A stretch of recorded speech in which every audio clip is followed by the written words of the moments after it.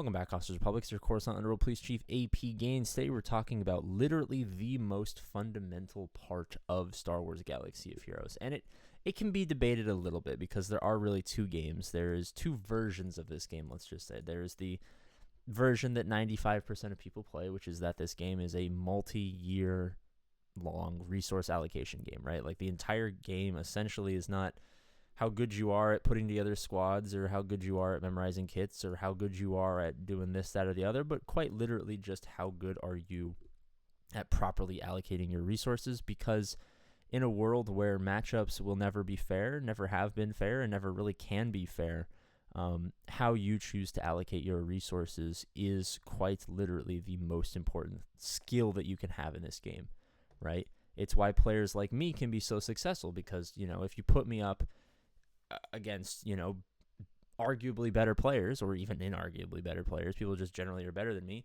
right? And you take away the advantage of, my ability to long-term plan a roster and stuff like that, I'm probably not going to do so well. I don't remember which characters have 46.5% tenacity when they do a special followed up by a basic, followed up by a special, and then you press the settings button 3 times. Like, you know what I mean? Like, there are players who are way better at the game than I am. But one thing that I've always enjoyed, one, because I'm good at it, but also because it's just what I enjoy about these types of games, is that long-term planning, right? I feel like being able to see a roadmap of how the game is going to play out, and using that roadmap to concoct a roster that will give you the best chance at success at whatever your goal is, right? Some people's goals have shifted away from GAC very heavily because of the new money-based matchmaking. I keep saying new, like it isn't like over a year old at this point. The current money-based matchmaking system, sorry, it's no longer new. I feel like I'm a little old school. I'm a little boomer. I still think it's new. A lot of people have even moved away from GAC and kind of moved towards this TW phase. When we get this new TB, that's going to be huge, right? I think a lot of people forget that in the early stage of this game, when there was no GAC, it was PvE stuff and it was Squad Arena, and that was kind of like what people had to work on. And the game was much more successful back then. Not to say that was better than GAC. GAC is obviously the reason that this game is so successful in a large part, or at least, culturally successful, or has been in the last 7 years. But yeah, let's just get down to the meat and potatoes. I feel like I've been spitting up a word salad here that makes absolutely no sense without the context of what this video is actually about.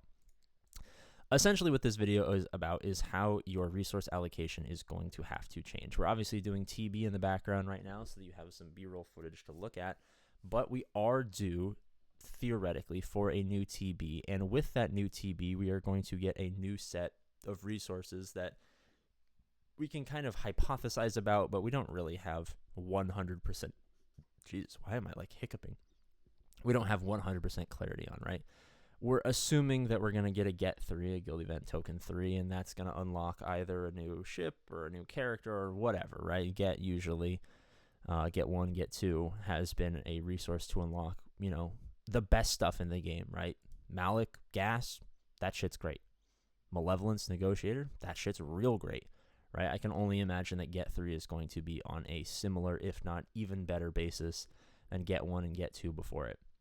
So it's going to become important, not only for territory wars, if that's your shtick, obviously TB, because we're talking about TB today, or even GAC, if that's what you really care about. It's going to become incredibly important to not only be as good, but as efficient as possible in these areas, because when it comes to things like, Datacrons are not going to be used in TB, but Omicrons will be.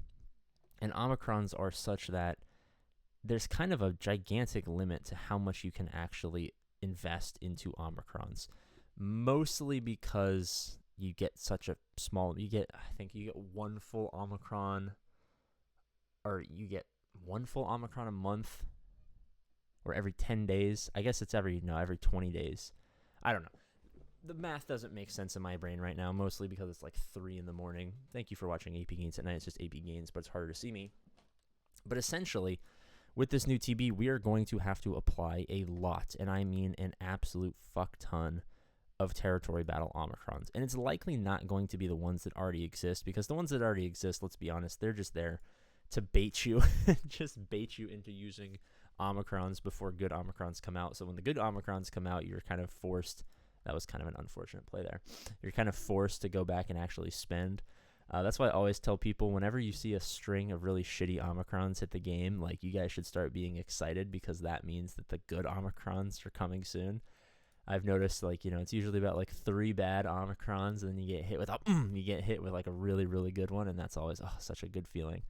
But yeah, so it's let's be honest, it's likely not going to be the existing territory battle Omicrons. Every person who applied the Cassian Omicron so that you can use Cassian and turn it into what, like, yeah, that's cool, that's wild, that's wacky, but at the end of the day, that's not really moving the needle for a lot of people, or a lot of people who are even in the situation to apply a Cassian Omicron and have it be useful. Not exactly in the position to gain much from the use of the Cassian Omicron, and without seeing like what the opponents are looking like obviously they're going to use the classic, they have a higher level and therefore their potency, tenacity bases are way off, and you're going to do more damage and less damage because of how the level structure in this game works. Maybe the Cassian is going to be very viable because because, you know, the character that you're going to turn into is going to be really important. Maybe, but likely not. Likely what's going to happen is we're going to get a Crosshair, and he's going to have a Bad Batch territory battle Omicron, and that's going to be super important. Or he's going to be unlocked via territory battles, and we're going to have to apply the the Omega Omicron, which is, let's be honest, now that I think about it, probably a much more likely scenario that Omega is going to be have a mission or something like that. And a lot of people were speculating that it was primarily just to help people get cam shards, but let's be honest, like, if you have Lord Vader, and you likely do have Lord Vader if you have Bad Batch at a high enough relic level to be able to do the cam mission, you likely are not really in a position where you're super, super desperate for Ki-Adi-Mundi.